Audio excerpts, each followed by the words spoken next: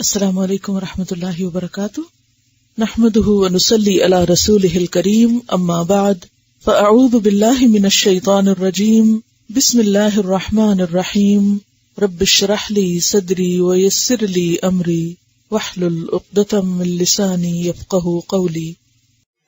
سبق نمبر 181، آیت نمبر 32 سے 34 تک، لیسن نمبر 181، آیت 32 to 34۔ وَأَنْكِحُوا الْأَيَامَ مِنْكُمْ، وَأَنْكِحُوا اور نکاح کر کے دو، الْأَيَامَ ایاما کو، بے نکاحوں کو، مِنْكُمْ تم میں سے، وَالصَّالِحِينَ اور نیک، مِنْ عِبَادِكُمْ تمہارے غلاموں میں سے، وَإِمَائِكُمْ اور تمہاری لونڈیوں میں سے، إِن يَكُونُوا اگر وہ ہوں گے، فقراء محتاج فقیر، یغنیہم اللہ غنی کر دے گا ان کو اللہ، من فضلہ اپنے فضل سے، واللہ اور اللہ، واسع وسعت والا ہے، علیم علم والا ہے۔ پیچھے ہم نے کچھ ایسے احکامات پڑھے جو معاشرے میں خرابیوں کے لیے سد باب کا کام دیتے ہیں، یا جن سے بہت سے فتنوں کے دروازے بند کیے جا سکتے ہیں۔ انہی احکامات میں سے ایک حکم نکاح کو عام کرنا ہے، نکاح کو آسان بنانا ہے۔ تو یہاں اللہ سبحانہ تعالی حکم دے رہے ہیں کہ وَأَنْكِحُوا اور نکاح کرو۔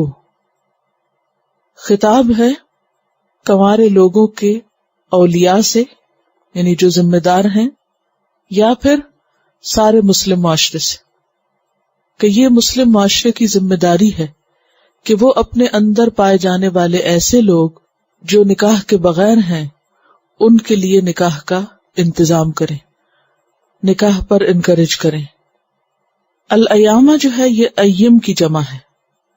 ایم کہتے ہیں بغیر بیوی والے مرد کو یا بغیر شوہر والی عورت۔ تو مراد اس سے کیا ہے کہ کوئی بھی کنوارا ہو یا بیوہ ہو یا مطلقہ ہو یا جن کی بھی شادی نہیں ہوئی، ان کی شادی کرو۔ دین اسلام میں نکاح کو بھی عبادت قرار دیا گیا ہے۔ بعض حالات میں نکاح فرض ہے اور بعض اوقات واجب ہے، اور عام حالات میں یہ مسنون ہے۔ حدیث میں آتا ہے کہ پیغمبروں کی 4 سنتیں ہیں: حیا، خوشبو، مسواک اور نکاح۔ اور ایک اور حدیث میں جو بخاری اور مسلم کی ہے کہ النکاح من سنتی، نکاح میری سنت میں سے ہے، فمن رغب عن سنتی فلیس منی۔ ایک اور جگہ پر آتا ہے کہ جس نے میری سنت سے منہ موڑا اس کا مجھ سے کوئی تعلق نہیں۔ حضرت علی رضی اللہ تعالی عنہ کو مخاطب کر کے آپ نے فرمایا، علی 3 کاموں میں دیر نہ کرنا۔ نمبر 1 فرض نماز جب وقت ہو جائے، نمبر 2 جنازہ جب موجود ہو تو اسے دفن کرنے میں، اور نمبر 3 بیوہ عورت کے نکاح میں جبکہ اس کا کفو مل جائے۔ کفو کا مطلب جو اس کے لائق ہو یا جو اس کے برابر کا ہو یا جس سے نکاح کرنا مناسب ہو، یعنی جوڑا مل جائے جسے ہم کہتے ہیں۔ تو نکاح پر ابھارا گیا ہے۔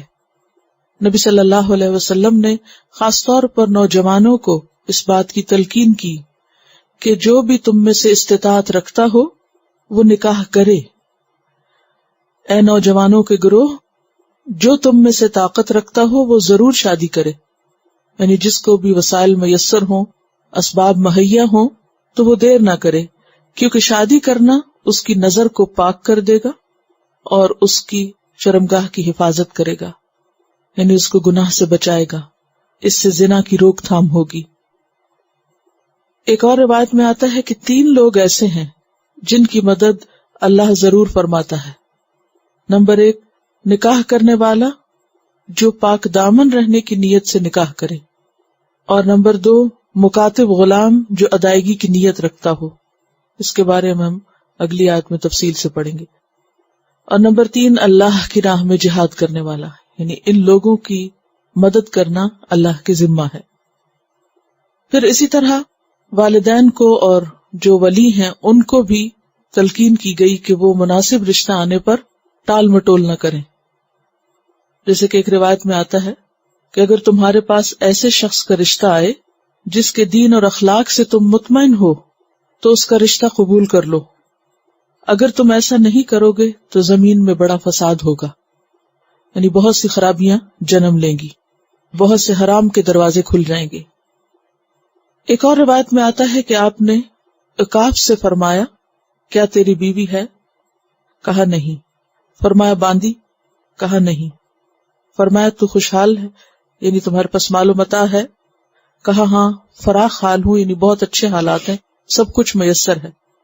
فرمایا تب تو شیطان کے بھائیوں میں سے ہے، یعنی اگر تمہارے پاس مال بھی ہے، حالات اچھے ہیں، تم افورڈ کر سکتے ہو اور تم بغیر نکاح کے رہ رہے ہو تو پھر تم شیطان کے بھائی ہو، یعنی پھر یہ عام حالات میں ممکن نہیں کہ کوئی شخص اپنی نگاہ کی حفاظت کر کے خرابیوں سے اور حرام سے بچ کے پھر پاکیزہ زندگی بسر کر سکے، یعنی اس میں اپنے آپ کو فتنے میں مبتلا کرنے والی بات ہے۔ اور نکاح ہے کیا؟ نکاح اس معاہدے کا نام ہے، سوشل کانٹریکٹ کا نام ہے، جس کے نتیجے میں مرد اور عورت ایک دوسرے پہ حلال ہوتے ہیں، یعنی یہ ایک باقاعدہ معاہدہ ہے جس میں دو لوگ اللہ اور بندوں کو گواہ کر کے اس بات کا وعدہ کرتے ہیں کہ وہ ایک دوسرے کے حقوق ادا کریں گے، ایک دوسرے کے حقوق پورے کریں گے۔ اور مقاصد کیا ہیں نکاح کے؟ سب سے پہلا تو اپنے آپ کو حرام سے بچانا اور نگاہ کی حفاظت کرنا، شرمگاہ کی حفاظت کرنا، جیسا کہ آپ صلی اللہ علیہ وسلم نے خود بھی اس کا مقصد یہی بتایا کہ فَإِنَّهُ أَغَضُّ لِلْبَصَرِ، کہ وہ نگاہ کو بہت زیادہ پست کرنے والا ہے، یعنی نگاہ کی حفاظت کرنے والا ہے، وَأَحْسَنُ لِلْفَرْجِ، اور شرمگاہ کی سب سے زیادہ حفاظت کرنے والا ہے۔ تو پہلا مقصد تو یہی ہے کہ انسان حرام کاری سے بچے، برے خیالات سے بچے، بری نگاہ سے بچے، زنا کی طرف جانے سے بچے، اور زنا کے علاوہ بھی جو حرام کام ہیں ان سے بچے۔ اور اس کے بعد بہت سے اور مقاصد بھی ہو سکتے ہیں، مثلاً یہ ہے کہ انسان کے فطری جذبات کی حلال طریقے سے تسکین ہو، شوہر اور بیوی ایک دوسرے کا سہارا ہوں، ایک دوسرے کے لیے مودت اور رحمت کا ذریعہ ہوں، ایک دوسرے کے مددگار ہوں، ایک خاندان وجود میں آئے، یعنی امت مسلمہ میں ایک نیا خاندان وجود میں آئے، ایک نیا گھرانہ پیدا ہو، اور پھر اس گھرانے میں سازگار ماحول کے اندر آئندہ نسل کی بقا اور تعلیم و تربیت کا انتظام کیا جائے، کیونکہ خاندان کے بغیر بچوں کا پلنا اور صحیح پرورش ہونا ممکن نہیں۔ اور پھر یہ ہے کہ معاشرہ جو ہے وہ برائی سے، فساد سے، بگاڑ سے محفوظ رہے، امن و امان برقرار رہے، حسب نسب کی حفاظت ہو، وراثت کی صحیح تقسیم ہو، عورت کو ایک محفوظ پناہ گاہ ملے، اس کے لیے ایک مضبوط سہارا ہو، انسان کے دین کی بھی حفاظت ہو، کیونکہ جب نکاح نہیں ہوتا تو پھر انسان بہت سے ایسے کام شروع کر دیتا ہے جس سے اس کے دین کا نقصان ہوتا ہے۔ تو اس لیے نکاح جو ہے اس کے بیک وقت بے شمار فوائد ہیں، یعنی بہت سے فائدوں کی چیز ہے، اس لیے اس پر ابھارا گیا اور زنا کو ڈسکریج کیا گیا، کیونکہ اس میں انسانی نسلوں کا بگاڑ اور انسانی معاشرے کے اندر فساد اور خرابی اور لامتناہ ہی برائیاں، قباحتیں جنم لیتی ہیں، جس کے نتیجے میں بعض اوقات قتل و غارت اور معاشرے میں بدامنی کے بہت سے واقعات جنم لیتے ہیں۔ تو اس لیے فرمایا وَأَنكِحُوا الْأَيَامَ مِنكُمْ، جو بھی نکاح کے بغیر ہیں ان کا نکاح کرو، یعنی خاندان کی بھی ذمہ داری ہے، اور پھر اگر خاندان میں کوئی ایسا ذمہ دار نہیں، بڑا نہیں، تو یہ بہرحال ایک اسلامی معاشرے کی ذمہ داری ہے کہ وہ آپس میں ایک دوسرے کے مددگار ہوں اور ایک دوسرے کو اللہ کے اس حکم پر عمل کرنے کے لیے سپورٹ کرے۔ لیکن افسوس یہ کہ چونکہ اس وقت اسلامی معاشرے کا ہی کوئی کانسیپٹ نہیں ہے، یہ اسلامی روایات اور روح ہی ختم ہو گئی ہے، تو عموماً لوگ انکریج کرنے کی بجائے اگر کہیں دیکھیں کہ کوئی رشتہ ہو رہا ہے تو کیا رول پلے کرتے؟ نہ ہو، خرابیاں پیدا کرتے، ایک دوسرے کے لیے مسائل پیدا کرتے ہیں، ایک دوسرے کو ڈسکریج کرتے ہیں۔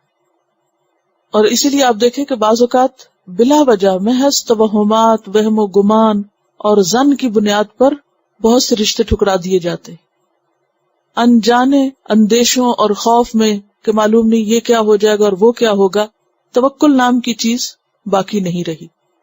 اور بعض اوقات ایسے ایسے معیار، خود ساختہ معیار قائم کر لیے گئے ہیں کہ جس کے نتیجے میں شادی دن بدن مشکل ہوتی چلی جا رہی ہے. اور یہ بھی سراسر ایک غیر اسلامی طرز زندگی ہے جس کو انکریج کیا جا رہا ہے. وَأَنكِحُوا الْأَيَامَ مِنْكُمْ، یعنی اگر واقعی زنا کی حد سے بچنا چاہتے ہو اور عذاب سے بچنا چاہتے ہو اور معاشرے سے یہ حرام کام ختم کرنا چاہتے ہو تو پھر تمہیں اس کا علاج اور سدباب کرنا ہوگا، اور اس میں سیلف کنٹرول اور نگاہ کی حفاظت اور ان تمام چیزوں کا خیال رکھتے ہوئے نکاح کلچر کو عام کرنا ہوگا اور اس کو آسان بنانا ہوگا. اسی لیے اس نکاح کو زیادہ بابرکت قرار دیا گیا جس میں کم مہر ہو.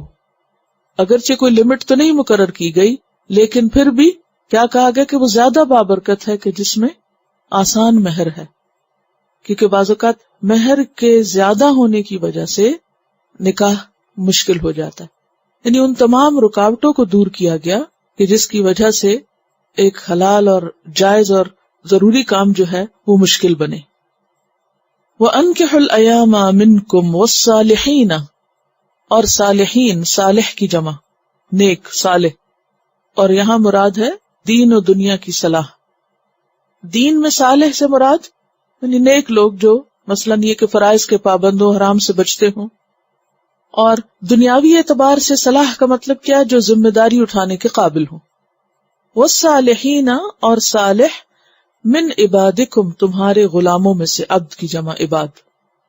وامائکم، اور امت ان کی جمع اماء، لونڈی. پہلا حکم آزاد لوگوں کے لیے تھا اور یہ دوسرا حکم کس کے لیے ہے؟ غلاموں کے لیے، کہ ایسے لونڈی غلام جن کا نکاح نہیں ہوا اور وہ نکاح کی ذمہ داری نبھانے کے قابل ہیں، ان کا بھی نکاح کرو. والصالحین من عبادکم وامائکم. سورۃ النساء میں بھی آپ نے پڑھا وَمَن لَّمْ يَسْتَطِعْ مِنْكُمْ طَوْلًا أَن يَنكِحَ الْمُحْصَنَاتِ، کہ جو تم میں سے محسنات سے نکاح کی استطاعت نہیں رکھتا تو پھر کیا کرے؟ غلام عورتوں سے شادی کر لے.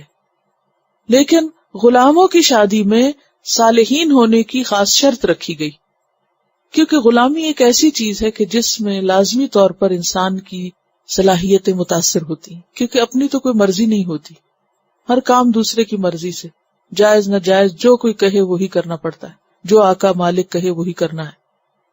اور پھر بعض اوقات وہ عرب کے جاہلی معاشرے میں غلط کام بھی کرواتے تھے، حرام کاموں کی طرف انکریج کرتے تھے.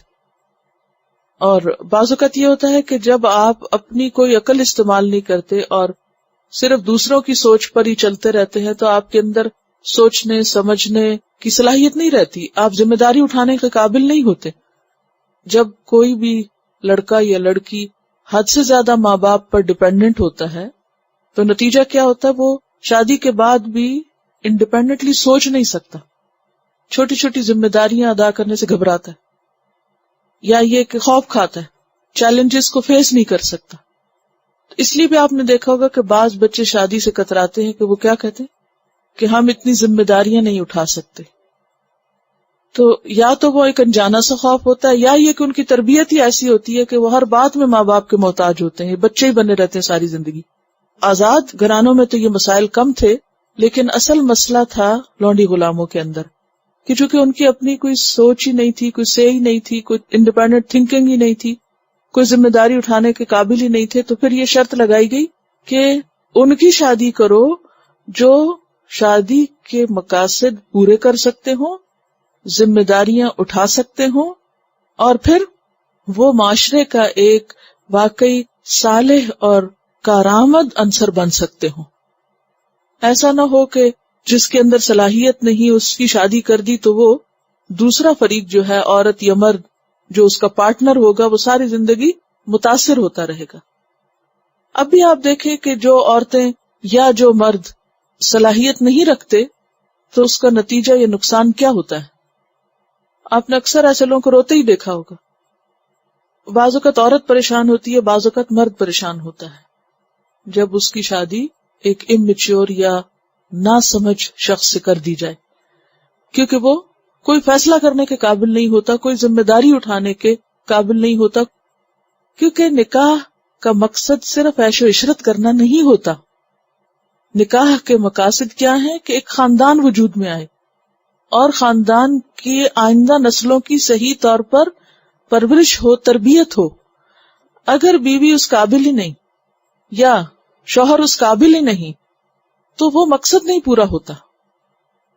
تو آزاد گھرانوں میں تو اس وقت یہ چیز نہیں تھی، لیکن غلاموں کے اندر اس چیز کا اندیشہ تھا. تو اس لیے شرط لگائی گئی کہ وَالصَّالِحِينَ مِنْ عِبَادِكُمْ وَإِمَائِكُمْ. ایک اور چیز جو رکاوٹ بنتی ہے نکاح میں وہ ہے فائنینشلی اسٹرانگ نہ ہونا، غریب ہونا. یعنی ذمہ داریاں اٹھانے میں، یعنی مثلاً شوہر کی ذمہ داریوں میں سے بڑی ذمہ داری کیا ہے؟ نان نفقہ فراہم کرنا. اب اگر کوئی شخص خود نان نفقہ فراہم نہیں کر سکتا تو عموماً کیا ہوتا ہے کہ ماں باپ سپورٹ کرتے ہیں یا بہن بھائی کرتے ہیں. لیکن اگر کوئی بھی ایسا نہ ہو تو پھر ظاہر ہے کہ زندگی کی گاڑی چلنا دوبھر ہو جاتا ہے، مشکل ہو جاتا ہے. تو اس لیے بہت سے لوگ جن کے پاس استطاعت حقیقی نہیں ہوتی، واقعی نہیں ہوتی استطاعت، تو وہ پھر شادی سے ڈرتے ہیں یا شادی نہیں کرتے. تو اس کا بھی حل بتایا گیا کہ ان یکونوا فقراء، اگر وہ فقراء ہوں گے، غریب ہوں گے، محتاج ہوں گے، یغنیہم اللہ من فضلہ، غنی کر دے گا ان کو اللہ اپنے فضل سے. تو اس سے کیا پتہ چلتا ہے کہ فائنینشل ایشو کو سر فہرست نہیں ہونا چاہیے، کیونکہ حالات ہمیشہ ایک جیسے نہیں رہتے. اگر آج کسی کے پاس نہیں تو کل اس کے پاس ہو بھی سکتا ہے. آج اگر جاب نہیں تو کل جاب مل سکتی ہے، آج اگر کوئی کاروبار نہیں تو کل اللہ تعالیٰ کہیں سے رزق کا دروازہ کھول دے گا. تو اس معاملے میں زیادہ خوف نہ کھاؤ.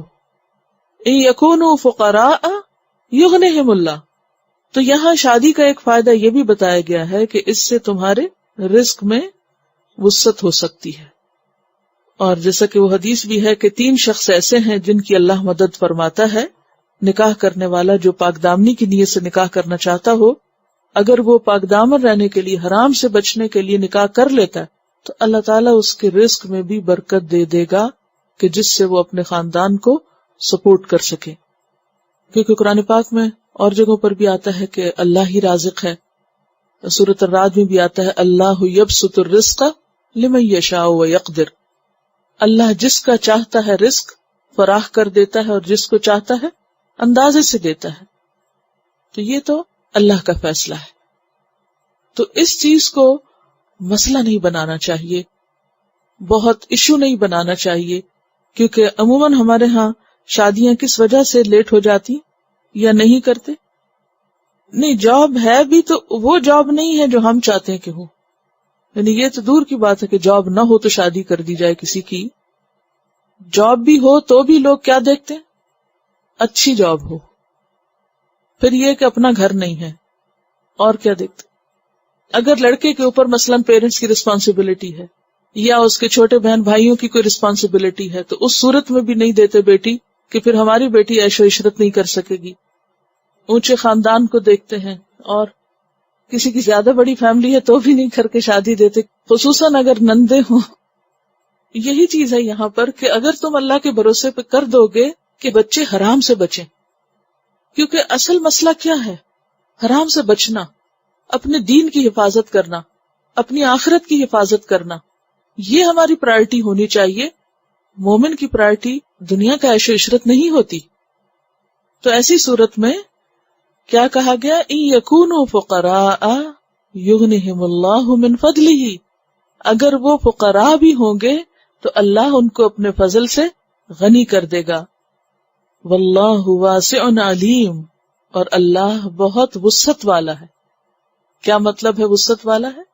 یعنی اللہ کے خزانے وسیع ہیں، اللہ کے پاس بہت کچھ ہے. اصل میں ہم اللہ کے پاس جو کچھ ہے اس پہ نظر نہیں رکھتے کہ اس کے پاس غیب کے خزانے ہیں. وَلِلَّهِ خَزَائِنُ السَّمَاوَاتِ وَالْأَرْضِ. اس پہ نہیں بھروسہ ہوتا. ہمیں بھروسہ ہوتا ہے اس پہ جو ہمارے ہاتھ میں. یا کسی دوسرے کے پاس دکھائی دے رہا ہے، تو پھر اس پہ جو بھروسہ کرے وہ کامیاب نہیں ہو سکتا، کیونکہ جو کسی کے ہاتھ میں ہے وہ تو کسی وقت بھی جا سکتا ہے، اور جو اللہ کے ہاتھ میں ہے وہ نہیں جائے گا۔ تو اس لیے کبھی بھی انسان مال و دولت کی بنیاد پر، یعنی اس کے ہونے یا نہ ہونے کی بنیاد پر ایک فرض کو نہ ٹالے۔ ان یکونوا فقراء یغنہم اللہ من فضلہ واللہ واسع علیم، اور اللہ بہت زیادہ جاننے والا ہے، اس نے اپنے علم کی بنیاد پر تمہیں یہ حکم دیا ہے کہ ایسا کر دو۔ وَلْيَسْتَعْفِفِ الَّذِينَ، اور چاہیے کہ عفت سے رہیں، پاکیزہ زندگی بسر کریں، پاکیزگی اختیار کریں، الذین، وہ لوگ، لا یجدون نکاحا، نہیں وہ پاتے نکاح، یعنی نکاح کا سامان۔ اب یہ ہوتا ہے کہ بعض اوقات ایک شخص جو ہے وہ اللہ کا حکم ماننا چاہتا ہے، وہ مال و دولت بھی نہیں دیکھ رہا، وہ کوئی بہت اونچے معیار بھی نہیں باندھے ہوئے، اس کے باوجود اسباب مہیا نہیں ہوتے نکاح کے، بات بنتی نہیں۔ اور یہ آپ نے بہت دفعہ دیکھا ہوگا کہ کوئی بڑی وجہ نہیں بھی ہوتی تو بات نہیں بن پاتی، کسی نہ کسی وجہ سے نکاح ڈیلے ہو جاتا ہے۔ اور ویسے بھی اگر آپ دیکھیں کہ بالغ ہونے کے بعد، اب جیسے آج کل پڑھائی ہے، یعنی کہ سب کی پرائرٹی کہ بچے اچھا پڑھ جائیں، پھر اس کے ساتھ یہ بھی دیکھتے ہیں کہ تھوڑے میچور ہو جائیں، اس طرح کی بہت سی چیزیں ہوتی ہیں، لیکن معاشرے کے اندر فحاشی کا جو سیلاب آیا ہوا ہے اس کی وجہ سے بچے اپنا بچپن بھی کھو بیٹھے ہیں، قبل از وقت ان کو بالغ کر دیا گیا ہے، اور ان کے وہ احساسات اور وہ جذبات جو دیر سے پروان چڑھتے تھے اب وہ وقت سے بہت پہلے پروان چڑھنے لگے۔ اب اگر ایک ٹین ایجر بچہ جو ہے اپنے ارلی ٹین ایج میں ہے، اگر اس کے جذبات اور احساسات جو ہیں وہ پوری طرح ایکٹیو ہو چکے ہیں تو اب ظاہر ہے کہ اس کا تو کسی طرح نکاح ہو نہیں سکتا۔ 13-14 سال کے بچے کی کون شادی لڑکے کی کر سکتا ہے؟ اب ایسی صورت میں ظاہر ہے کہ کچھ وقت تو انتظار کرنا ہی پڑے گا۔ چلیں حد سے حد 18 سال ہو، 19 ہو، 20 ہو، اتنے تک جانے میں اب وہ جو انتظار کا وقت ہے، اگر وہ ماں باپ کو دھمکیاں دے کہ میری شادی کرنا میں حرام کر لوں گا، تو پھر ایسی صورت میں بعض اوقات ماں باپ کے ہاتھ میں کچھ نہیں ہوتا کہ وہ بچے کی خواہش پوری کریں، یا پھر واقعی کوئی عملی صورت سامنے آئے۔ تو فرمایا کہ اس کا یہ مطلب نہیں کہ اگر نکاح نہیں ہو رہا تو انسان حرام رستے اختیار کر لے اور ان کا جواز ڈھونڈ لے، اور اپنے لیے یہ کہے کہ چونکہ حلال راستے سے میں نہیں یہ سب کر سکتا تو اب میں حرام کا طریقہ اختیار کر سکتا ہوں، یا میرے لیے جواز ہے حرام کام کرنے کا۔ نہیں، چاہیے کہ پاک بازی اختیار کریں، عفت اور پاک دامنی سے رہیں وہ لوگ جو نکاح کا سامان نہیں پاتے، یا نکاح کا موقع نہیں پاتے، یا نکاح کا ذریعہ کوئی نہیں پاتے، تو بھی کیا کریں؟ پاک دامن رہیں، حرام نہیں کریں پھر بھی۔ اور اس میں آپ صلی اللہ علیہ وسلم نے پھر کیا حل بتایا کہ جس میں نکاح کی استطاعت ہو وہ تو کیا کرے؟ نکاح کر لے، اور اگر نہ ہو تو روزے رکھے۔ یعنی عملی تدبیر بھی آپ نے بتا دی کہ وہ روزے رکھے، اور روزہ اس کے لیے شہوت توڑنے کا ذریعہ بن جائے گا۔ اور یستعفف کا لفظ جو ہے عفت، اسی سے ہے لفظ عین فے، نفس میں ایسی حالت پیدا ہونا جس کے ذریعے انسان غلبہ شہوت سے محفوظ رہے، یعنی انسان کے اندر ایک ایسی قوت کہ جس سے انسان حیا میں رہے، پاک دامن رہے، برائی کی طرف جانے سے بچا رہے، تھوڑی چیز پر قناعت کر جائے۔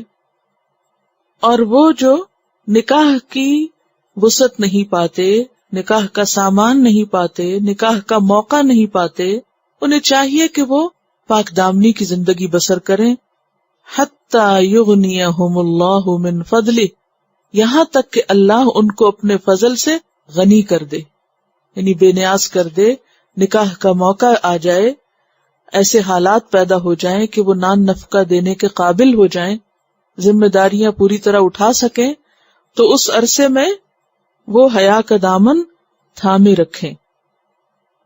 والذین، اور وہ لوگ، یبتغون الکتاب، جو ڈھونڈتے ہیں کتاب، جو چاہتے ہیں کتاب، اور کتاب کس کو کہتے ہیں؟ لکھی ہوئی چیز، لکھا پڑھی. اور یہاں مراد ہے غلام اور آقا کے درمیان باہمی تحریر یا معاہدہ. غلام اور کس کے درمیان؟ آقا کے درمیان ریٹن معاہدہ، تحریر، جس میں غلام اپنے آقا سے یہ کہے کہ میں اتنی مدت میں اتنی رقم ادا کر دوں گا یا فلاں خدمت انجام دوں گا تو اس کے بدلے مجھے آزاد کر دیا جائے. تو معاہدہ کرنے والا غلام مکاتب ہوتا ہے اور اس کو مکاتبت کہتے ہیں. اور کتاب سے مراد وہ تحریر ہے جو آقا اور غلام کے درمیان لکھی جائے، آزادی کی تحریر. اور وہ غلام، الذین سے مراد یہاں لونڈی غلام ہوں گے جو چاہتے ہوں کیا؟ آزادی حاصل کرنا معاہدے کے تحت، مما ان میں سے جو ملکت ایمانکم مالک ہیں تمہارے دائیں ہاتھ جن کے، یعنی تمہارے غلام، فکاتبوہم تو ان سے مکاتبت کر لو.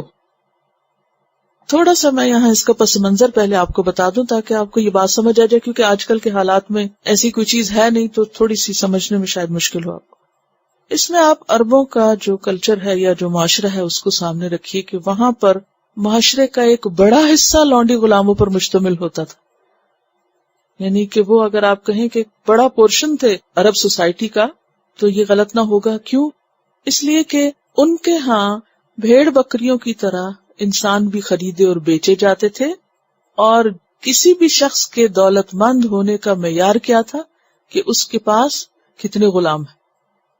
اس کو آج کی اصطلاح میں آپ یوں سمجھیں کہ اگر کسی کے بارے میں آپ کو یہ دیکھنا ہو کہ وہ کتنا امیر ہے تو آپ یہ دیکھیں گے کہ اس کے پاس کتنے لوگ کام کرتے ہیں، کتنے ورکر ہیں اس کے پاس. کسی کی فیکٹری ہے یا کسی کا کوئی سٹور ہے تو وہ کس طرح بتاتے ہیں کہ میرے پاس اتنے اور اتنے پیسے ہیں. کیا بتاتے ہیں کسی کو اپنے مال کا اظہار کرنا ہو؟ جو ہمارے ہاں ہماری فیکٹری میں یا ہماری دکان پہ یا ہمارے پاس اتنے لوگ کام کرتے ہیں تو آپ فوراً اندازہ لگا سکتے ہیں. اچھا 100 لوگ کام کرتے ہیں تو اتنا بزنس ہوگا، 1000 کام کرتے ہیں تو اتنا بڑا بزنس ہوگا. تو اس وقت کسی کے مال کو کس طرح کاؤنٹ کیا جاتا تھا کہ اس کے پاس غلام کتنے ہیں. ٹھیک ہے، اور اس میں کوئی قباحت نہیں سمجھی جاتی تھی، یہ لیگل تھا. جیسے کوئی سونا خریدے جا کے ایسے ہی کوئی انسان بھی خرید سکتا تھا. اسلام نے آ کر اس چیز کو ناپسندیدہ قرار دیا اور غلاموں کی آزادی کے لیے یہ حکم جاری کیا کہ اگر غلام اپنی آزادی کی قیمت پیسوں کی شکل میں یا مزدوری کی شکل میں اپنے مالک کو پیش کریں تو مالک کا کیا فرض بنتا ہے کہ وہ قبول کر لے اور ان کو آزاد کر دے. دیکھیے غلاموں کو غلامی سے نجات دلانے کے لیے کئی طریقے اختیار کیے گئے. ایک تو آپ دیکھیں کہ بہت زیادہ اس پر اکسا ہے کیا کہ غلاموں کو آزاد کیا جائے اور اس کا بہت اجر و ثواب بتایا گیا. مثلاً کہ جو کسی غلام کو آزاد کرائے گا تو اس کے بدلے وہ اپنے جسم کو جہنم کی آگ سے آزاد کرا دے گا. اگر کسی نے پورا غلام کیا تو پوری آزادی جہنم سے، اور اگر کسی نے آدھا کیا تو آدھی، یعنی جو جس کا اس جتنا آزاد کرائے گا. مثلا ایک تو یہ طریقہ. اس کو بہت زیادہ ثواب کی بات بتانے کے بعد لوگوں کو انکریج کیا گیا. پھر یہ کہ بہت سے گناہوں کا کفارہ یہ بتایا گیا کہ وہ کیا کریں، غلام آزاد کریں. اس کے بعد یعنی یہ تو تھا مفت میں. نمبر 2 یہ انکریج کیا گیا کہ اگر لوگ اب بھی ان 2 صورتوں میں آزاد نہیں کرتے تو ایک اور طریقہ یہ ہے کہ غلام اپنی آزادی خرید لے. کس طرح خرید لیں؟ پیسے دے کے. اچھا اب وہ پیسے کہاں سے آئیں گے؟ دیکھیے زکوٰۃ میں حصہ ہے. جو زکوٰۃ کے 8 مصارف ہیں ان میں سے ایک کیا ہے؟ وفر رقاب. ٹھیک ہے، اب مال زکوٰۃ اکٹھا کر کے کیا کریں؟ جا کے غلام آزاد کروائیں. یعنی غلاموں کو دے دیں لوگ اور غلام اپنے آقا کو اپنی قیمت دے دیں اور کیا کریں؟ آزادی خرید لیں. اگر کسی کے پاس وہ مال نہیں تو وہ آقا سے ریکویسٹ کرے کہ اچھا میں آپ کے لیے یہ اور یہ کام کر دیتا ہوں، اس کے بدلے آپ مجھے آزاد کر دیں. یعنی یہ ایک طرح سے آزادی کا عام اعلان تھا. یعنی جیسے سیل لگ گئی نا سیل لگ گئی تھی انسانوں کو آزاد کرنے کی. اب اس میں آپ دیکھیے کہ جتنے بھی سمجھدار ہوشیار قسم کے تھے وہ سارے تدبیریں کرنے لگے کس بات کی کہ کس طرح آزاد ہوں. اور اس کثرت سے لوگ پھر آزاد ہوئے. اور ایک بات یاد رکھیے کہ چونکہ قبائلی معاشرہ تھا نا، تو اس میں یہ نہیں ہو سکتا تھا کہ اسلام ایک ہی دن میں اعلان کرتا کہ آج کے بعد سب لوگ اپنے غلام آزاد کر دیں. یہ ہو نہیں سکتا تھا، فطرت کے خلاف. کیوں؟ کیونکہ لوگوں نے ان کو خریدا ہوا تھا یا انہوں نے ان کو عرصے سے نسل در نسل رکھا ہوا تھا، تو یہ ان کے اوپر بہت بڑا بوجھ ہوتا ہے. دوسرا یہ کہ یہ لوگ جو عرصے تک غلام رہے، اگر وہ اچانک چھوٹ جاتے تو معاشرے کے اندر امن و امان کا مسئلہ پیدا ہو جاتا، کیونکہ جو ان کے آقا ہوتے تھے وہ صرف ان کو کھلانے پلانے کے نہیں، ان کی اوور آل ایکٹیویٹیز کے بھی نگران ہوتے تھے. یہ ان کے بچوں کی طرح، جیسے ماں باپ اپنے بچوں کا دھیان کرتے ہیں کہ کہاں جا رہے ہیں، کیا کر رہے ہیں، اسی طرح وہ اپنے غلاموں پر بھی نظر رکھتے تھے اور ذمہ دار ہوتے تھے کہ اگر کوئی غلام غلط کام کرے گا تو آقا جو ہے اس کو بیچ میں دھرا جائے گا، اس کی پوچھ ہوگی. سمجھ رہے؟ تو یہ ممکن نہیں تھا کہ یوں ہی یک قلم سب کو آزاد کر دیا جاتا، لیکن طریقے بتا دیے گئے کہ نمبر 1 خود آزاد کرو. خوب انکریج کیا گیا. اور حضرت ابوبکر کے بارے میں آتا نا کہ وہ کہتے ہیں جب سے میں مسلمان ہوں ہر جمعے کو میں غلام آزاد کرتا ہوں. حضرت عبداللہ بن عمر نے 1000 غلام آزاد کیے. حضرت عائشہ رضی اللہ تعالیٰ عنہ نے شاید 4000 غلام آزاد کیے. تو کثرت سے لوگوں نے غلام آزاد کر. خلفائے راشدین کے آخری دور میں تقریباً ختم ہو گیا تھا یہ معاملہ. تو یہاں پر کیا کہا گیا کہ جو اپنی آزادی خریدنا چاہیں اور مالک سے درخواست کریں تو مالک کو کیا حکم ہے؟ فَكَاتِبُوهُمْ. اور اس پر بعض علماء کہتے ہیں کہ یہ وجوب کے درجے میں ہے کہ وہ نہ نہیں کر سکتا، اسے کرنا ہی پڑے گا. لیکن شرط یہ رکھی گئی ان علمتم فیہم خیرا، اگر تم جانو ان کے اندر کیا خیر، بھلائی. کس بات کی بھلائی؟ کہ یہ باہر نکل کر فساد نہیں کریں گے. بتدریج آزادی ہوئی اور بتدریج پورے معاشرے کا کلچر بدلنا تھا کہ وہ سوسائٹی کے اندر آہستہ آہستہ پھر ضم ہوتے گئے، اسیمیلیٹ ہوتے گئے. سوسائٹی نے بھی ان کو پھر ایک طرح سے قبول کیا، ورنہ فرق بہت زیادہ تھا. یعنی کہ آقا اور غلام کے درمیان جو طبقاتی تقسیم تھی وہ بہت شدید قسم کی تھی، تو اس کو بھی ختم کیا گیا. آپ کو معلوم ہے کہ آپ صلی اللہ علیہ وسلم کے جو آخری الفاظ تھے دنیا سے رخصت ہوتے ہوئے وہ کیا تھے؟ عورتیں اور غلام، ان کا خیال کرنا، کیونکہ معاشرے کے اندر یہ دو انتہائی مظلوم لوگ تھے. والذین یبتغون الکتاب مما ملکت ایمانکم فکاتبوہم ان علمتم فیہم خیرا، کہ اگر ان کے اندر صدق ہے، امانت ہے، شرافت ہے، اخلاق اچھا ہے تو چھوڑ دو ان کو آزاد زندگی بسر کرنے دو. اچھا ایک اور بات یاد رہے کہ ایسا نہیں تھا کہ صرف وہ انہوں نے غلام رکھے ہوئے تھے، بلکہ وہ غلام ان کی آمدنی کا ذریعہ تھے. وہ غلام بھی دولت تھے اور مزید دولت حاصل کرنے کا ذریعہ تھے، کیونکہ ایک تو انہیں کام لگاتے، دوسرا یہ ہے کہ ان کی خرید و فروخت سے بھی مثلا 5000 کا خریدا تو 10 کا بیچا، تو یہ کیا تھا؟ ان کی آمدنی بڑھانے کا ذریعہ. وہ ان کے ذریعے تجارت کرتے تھے، تو اس لیے ان کے لیے ایک مشکل سٹیپ تھا. بہرحال پھر صرف یہ نہیں کہا کہ ان کو آزادی دے دو، بلکہ کہا وآتوہم، اور دو ان کو مِن مال اللہ الذی آتاکم، اس مال میں سے جو اللہ نے تمہیں دیا. یعنی جو وہ طے کریں وہ تو دو، اس کے ساتھ خود ان کو دے کے تاکہ وہ آزادی خرید سکیں تو ان کو مزید ہیلپ کرو. ولا تکرہوا. اب کیا ہوا؟ اس طرح تو بہت سے غلام آزاد ہو گئے. اب جب یہ صورتحال دیکھی لوگوں نے تو خاص طور پر وہ عورتیں جن سے برا پیشہ کرایا جاتا تھا ان کو بھی تھوڑی جرأت ہوئی کہ ہمیں بھی آزادی ملے.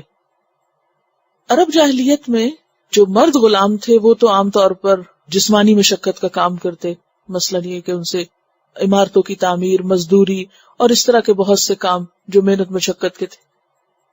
لیکن جو عورتیں تھیں ان سے عموماً جو کمائی کرواتے تھے وہ پیشہ زنا کے ذریعے تھی. جو بڑے بڑے سردار تھے انہوں نے اپنی لوڈیوں کے لیے الگ رہائش گاہیں بنائی ہوئی تھی جن کو وہ مواخیر کہتے تھے. ٹھیک ہے، مواخیر. ان مواخیر کے اوپر جھنڈے لگے ہوئے ہوتے تھے رئیسوں کے نام کے کہ یہ فلاں کی لونڈی کا چکلا ہے، اور وہ معیوب نہیں تھا، ان کے یہاں کوئی برائی نہیں تھی.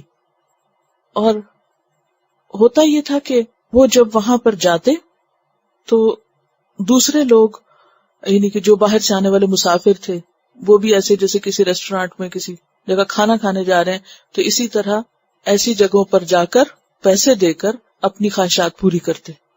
اب وہ جو پیسے ملتے اس عورت کو، لونڈی کو، زنا کی کمائی کے، تو جو مالک ہوتا تھا وہ ان سے لے لیتا تھا. ایک تو زنا کی اجرت لیتے جس کو مہر البغی کہتے ہیں، اور اس کو حرام کی کمائی قرار دیا گیا کہ مہر البغی خبیث. دوسرا یہ ہوتا تھا کہ اگر اس عورت کا بچہ پیدا ہوتا تو پھر دو صورتیں ہوتی. ایک تو یہ کہ وہ بچہ غلام ہو جاتا، جیسے بھینس کا بچہ پیدا ہو تو کیا مال میں اضافہ ہو گیا، اسی طرح اگر اس لونڈی کا بچہ پیدا ہوتا تو کیا ہوتا، ایک اور غلام میں اضافہ ہو جاتا خاندان کے. بعض اوقات یہ بھی ہوتا تھا کہ جس کا بچہ ہوتا تھا یا وہ لونڈی جس کے نام لگا دیتی کہ جی فلاں کا بچہ ہے، تو پھر وہ اگر اس بچے کو لینا چاہتا تو اس کے بدلے میں 100 اونٹ دیتا تھا. اب یہ اونٹ کس کو ملتے تھے؟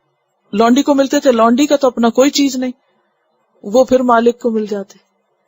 تو ان کے خیال میں کیا ہی آمدنی والا پیشہ تھا یہ کہ عورتوں سے ایسے کام کرائے جائیں. تو بڑے بڑے جو طاقتور قبیلے تھے انہوں نے اس چیز کو ایک عام پیشہ بنا رکھا تھا. اسی لیے آپ دیکھیں کہ ابو جہل کی لونڈی، فلاں کی کتنے نام ملتے ہیں آپ کو تاریخ میں. اور پھر ایسے لوگ بہت پہلے مسلمان بھی ہوئے، اور کیونکہ نبی صلی اللہ علیہ وسلم کی شکل میں ان کو اپنے لیے ایک ایسی ہستی ملی کہ جن کے اندر ان کو ایک ہوپ اور ایک امید نظر آئی.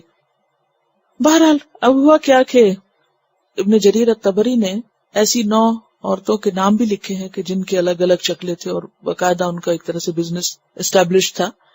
یعنی جھنڈے والیوں کے نام بھی لکھے ہیں. مدینہ میں خاص طور پر عبداللہ بن ابی کا چکلا تھا اور 1 سے زائد لونڈیاں تھی اس میں. اور بعض اوقات جو دوسرے قبائل کے رئیس ہوتے تھے وہ ان کے ساتھ اپنے سیاسی ٹرمز کو پختہ کرنے کے لیے، اپنی دھاک جمانے کے لیے ان عورتوں کو پیش کرتا تھا. یعنی اس کے پیچھے بہت ساری چیزیں انوالوڈ تھیں. بہرحال اب ہوا کیا کہ جب لونڈیوں نے دیکھا کہ مرد حضرات کام کر کے تو اپنے آپ کو آزاد کروا رہے ہیں اور آزادی خریدی جا سکتی ہے اب، تو وہ آپ صلی اللہ علیہ وسلم کے پاس آئیں. اس میں جابر بن عبداللہ کی روایت ہے کہ عبداللہ بن ابی بن سلول کی 2 باندیاں مسیکہ اور امیمہ جن سے وہ کمائی کرواتا تھا، انہوں نے آپ صلی اللہ علیہ وسلم کے پاس آ کر شکایت کی کہ ہمارے ساتھ جبر کیا جاتا ہے اور ہم سے یہ کام کرایا جاتا ہے، تو ہمارے لیے بھی کوئی نجات کی صورت ہو. تو اس پر اللہ سبحانہ وتعالیٰ نے یہ آیت نازل کی، وَلَا تُكْرِهُ فَتَيَاتِكُمْ عَلَى الْبِغَاءِ، نہ تم مجبور کرو، تکرہو اکراہ سے، نہ جبر کرو، نہ مجبور کرو، کس کو؟ فتیاتکم، اپنی لونڈیوں کو. فتیات جمع ہے فتات کی، اور فتات کہتے ہیں نوجوان کو. فتح مؤنث جو موسیٰ علیہ السلام کے ساتھ یوشع بن نون تھے تو ان کو فتح کہا گیا، اور فتات تے کے ساتھ کیا ہے؟ گولتے کے ساتھ مؤنث ہے. اور نہ تم مجبور کرو اپنی لونڈیوں کو علی البغاء، زنا پر. بغا یہاں زنا کے معنوں میں، کہ ان سے زنا مت کرواؤ. ان ارادنا، اگر وہ ارادہ رکھتی ہوں، تحسنن، پرہیزگاری کا، پاک دامن زندگی بسر کرنے کا. تحسن کس سے ہے؟ حسن سے. محسنات بھی اسی سے ہے. اگر وہ پاک دامن رہنا چاہتی ہیں تو تم انہیں زنا پہ مجبور نہ کرو. اس کا یہ مطلب نہیں کہ اگر وہ نہیں رہنا چاہتی تو پھر جو چاہے کراؤ. مطلب یہ ہے کہ جو ایسی فریاد کر رہی ہیں انہیں اس سے نجات دلاؤ، اور اپنی لونڈیوں کو زنا پہ مجبور نہ کرو. لِتَبْتَغُوا عَرَضَ الْحَيَاةِ الدُّنْيَا، تاکہ تم تلاش کرو، حاصل کرو دنیا کی زندگی کا سامان. یعنی تھوڑے سے مال کی خاطر، وہ 100 اونٹوں کی خاطر، یا یہ کہ زنا کی کمائی کی خاطر تم ان عورتوں کے اوپر جبر نہ کرو. وَمَن يُكْرِهُنَّ، اور جو ان کو مجبور کرے گا، کن کو؟ لونڈیوں کو. فَإِنَّ اللَّهَ، تو بے شک اللہ تعالی، مِن بَعْدِ إِكْرَاهِهِنَّ، ان کو مجبور کرنے کے بعد، ان پر ہونے والے جبر کے بعد، ان کے لیے غفور الرحیم، بخشنے والا مہربان ہے. یعنی اللہ تعالی کس کو پکڑے گا پھر؟ مالک کو، اونر کو، عورتوں کو نہیں پکڑے گا. یعنی ایسے جرم کی سزا جو کسی سے جبرن کروایا جا رہا ہو تو اس کی ذمہ داری پھر کرانے والے پہ آتی ہے. کرنے والے پہ نہیں آتی. ابن ماجہ کی روایت میں آتا ہے میری امت سے خطا و نسیان اور ایسے کام جو جبر سے کرائے گئے ہوں معاف ہیں. کہ اگر کوئی بھول جائے، جیسے نماز سو گیا یا یہ کہ بھول ہی گیا تو جب یاد آئے تو پڑھ لے، اب وہ جو وقت اس نے کھو دیا تو اس کا گناہ نہیں لکھا جائے گا کیونکہ وہ بھول گیا تھا. تو خطا اور نسیان اور وہ مستکرہوا علیہ جس پہ انہیں مجبور کر دیا گیا. لیکن اس سے یہ نہ سمجھا جائے کہ انسان جو کام خود کرنا چاہ رہا ہو، مثلا اگر کوئی لونڈی خود اپنا انٹرسٹ رکھتی ہے اور نام بظاہر مالک کا لگا دے تو وہ کہے کہ جی میرا تو دل نہیں چاہتا لیکن میرا مالک چاہتا ہے. اب یہ معاملہ کس کے ساتھ ہے؟ اللہ کے ساتھ. اللہ ہی بہتر جانتا ہے کہ کس پر کتنا کون کیا جبر کر رہا ہے اور اس کو پھر آخرت میں اس کے ساتھ کیا معاملہ کیا جائے. تو پچھلی آیت کو اور اس کو ملا کر دیکھا جائے تو پہلا حکم کیا ہے؟ انکحوا الایام منکم.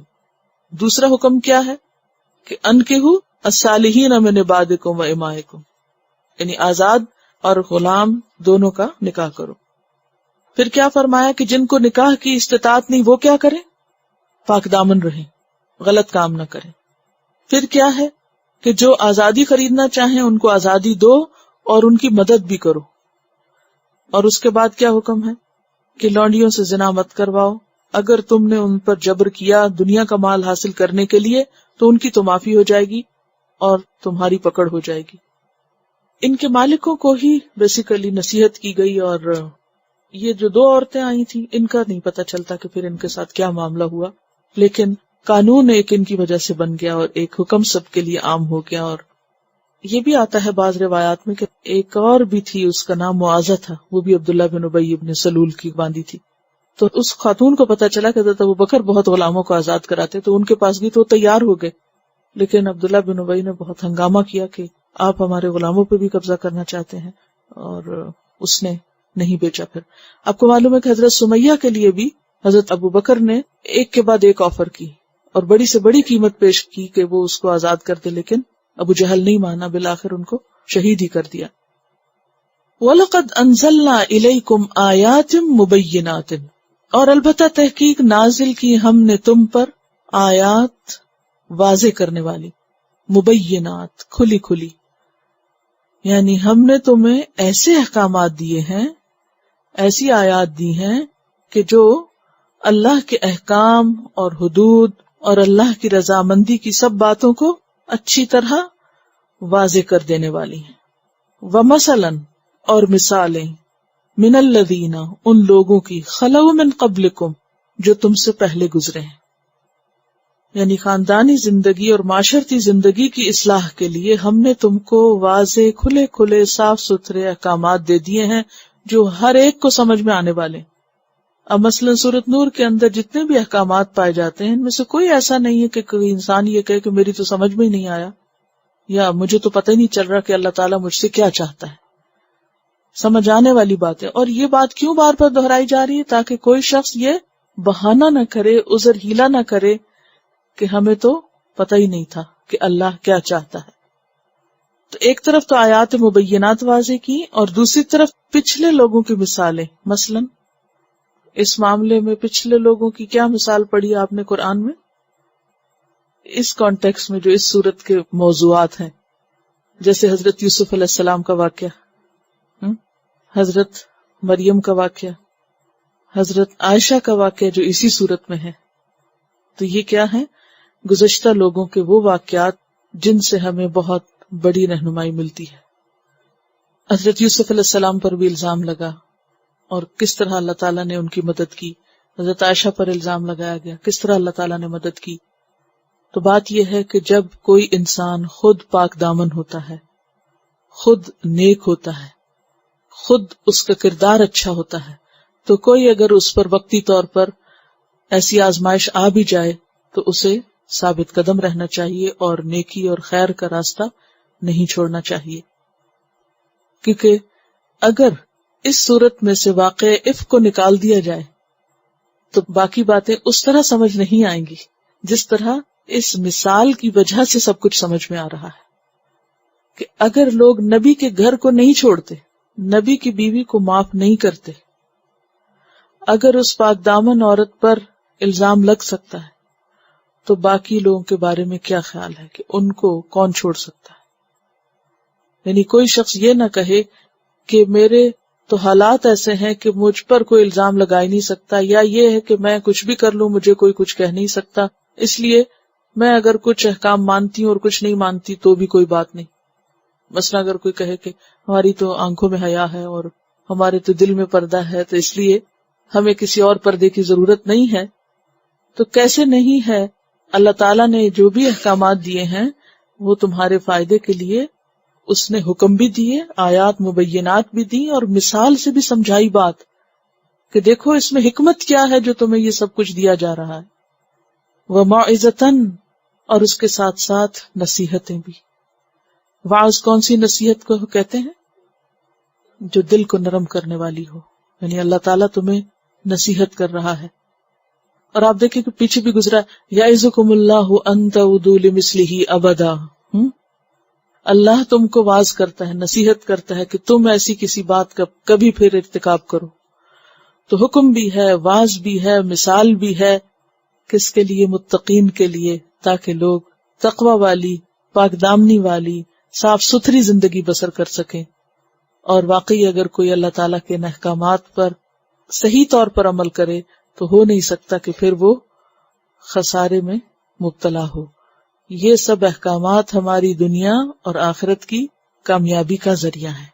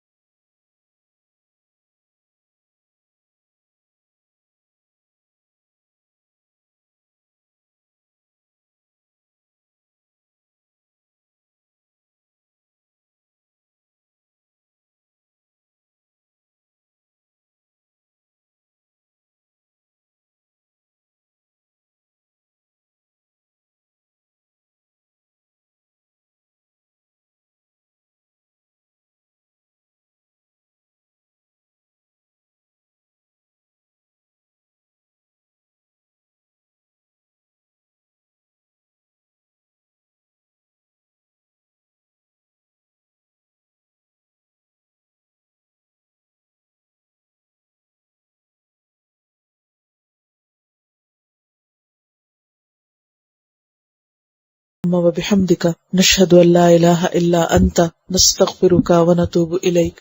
السلام علیکم ورحمۃ اللہ وبرکاتہ۔ Quran vocabulary 100%. The best application to understand Quran. Study with flashcards. Word list. Learn 25% of Quran vocabulary in 7 days. Multiple MCQs to practice and test vocabulary. Single choice. Multiple choice. True false. Bookmark difficult words. Study wrongly answer words. Test your skills. 12 essential grammar lessons at Learn Quranic Grammar. You can select number of word to study from bookmarks. Select number of times wrongly answered words for study. Test your skills with multiple choice flashcard, true false, matching words and single choice MCQs. Grammar lessons are available in PDF format. Native Quranic and Urdu fonts. Available at Google Play and Apple App Stores. Download it today to contribute in the Islamic Apps Development Project. Quran vocabulary 100% in Urdu. Visit smartappsweb.com.